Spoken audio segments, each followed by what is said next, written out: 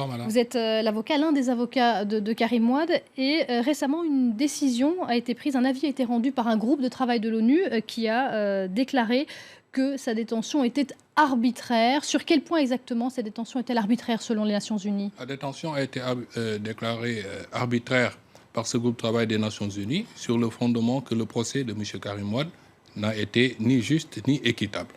Et de notre côté, le titre de détention sur lequel l'État du Sénégal s'est fondé ne pouvait pas être justifié en droit.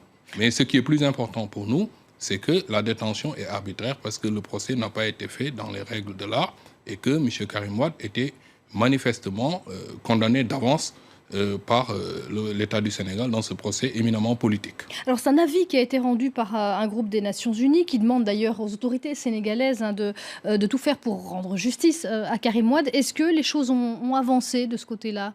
Alors, pour nous, ça fait 15 jours que nous avons reçu la notification.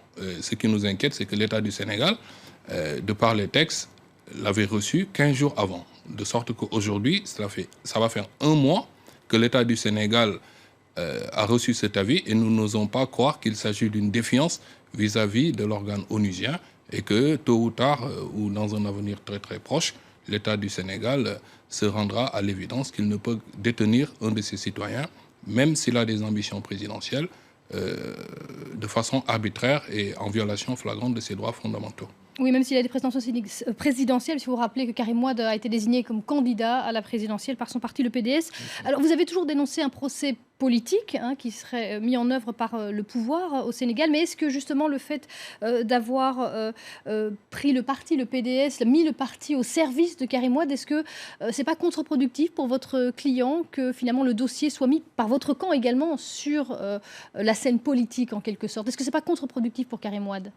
C'est pas nous qui avons politisé le dossier, c'est l'État du Sénégal, par ses procureurs et par une instrumentalisation manifeste de la justice et par certains organes de presse qui a pris le parti de faire un procès politique à M. Karim Wade. Autant que je me souvienne, vous conviendrez avec moi que ce n'est pas à l'accusé d'organiser son procès. Nous organisons la défense. Mais ceux qui nous ont accusés injustement et qui, de toute façon, nous ont blanchis ils étaient obligés de nous blanchir sur l'accusation de corruption. C'est eux qui ont organisé ce simulacre de procès qui n'avait d'autre but que de le priver de ses droits civiques et de l'empêcher de jouir de ses droits citoyens. Merci Seydou Diagne d'être venu sur le plateau de Journal de l'Afrique.